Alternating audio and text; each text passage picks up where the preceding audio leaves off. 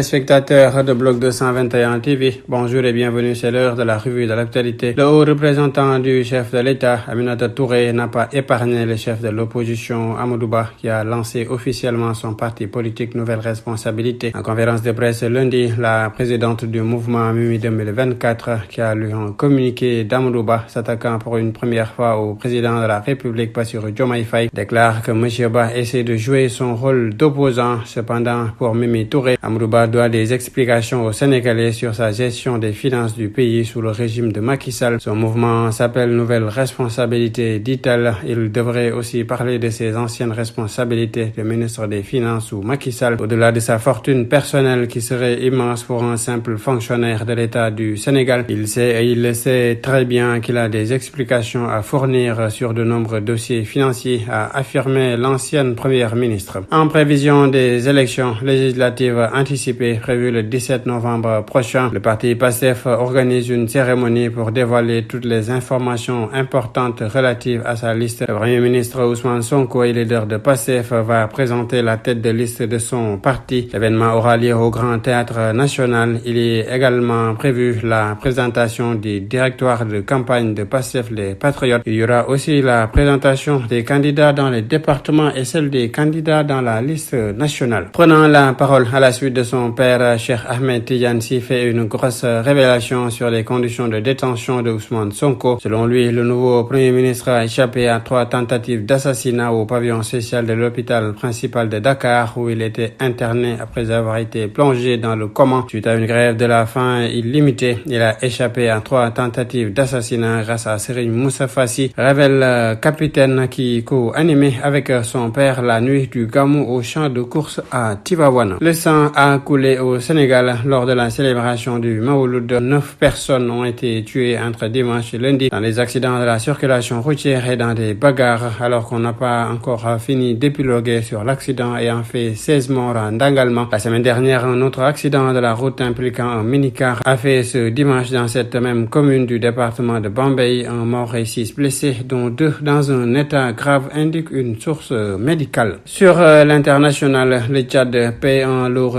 tribut aux inondations depuis un mois et demi. Le dernier bilan donné vendredi dernier par les autorités et les Nations Unies fait état de 487 décès recensés, soit 146 de plus en une semaine. La province la plus touchée en termes de personnes affectées est la région du Lac, mais le bilan humain est surtout lourd dans les régions du sud du pays. Dans ces régions, les populations ont été surprises par les fortes précipitations auxquelles elles ne sont ni habituées ni préparées, expliqué récemment un expert de l'ONU. Le président iranien Massoud Pezeshkian a promis lundi d'œuvrer afin que la police des mœurs ne dérange pas les femmes ne portant pas le voile obligatoire en public à l'occasion de sa première conférence de presse depuis son élection en juillet. La police des mœurs n'est pas censée affronter les femmes. Je veillerai à ce qu'elles ne les dérangent pas, a promis le président réformiste devant les médias à Téhéran. Donald Trump a imputé lundi sa nouvelle tentative d'assassinat présumée à la rhétorique de Joe Biden et Kamala Harris. Le candidat républicain a affirmé à Fox News que le suspect adhérait au discours de Biden et Harris et a agi en conséquence. Leur rhétorique fait que l'homme tire dessus, a dénoncé l'ancien président américain. En sport, champion d'Afrique en titre, le Sénégal a bien entamé le tournoi UFOA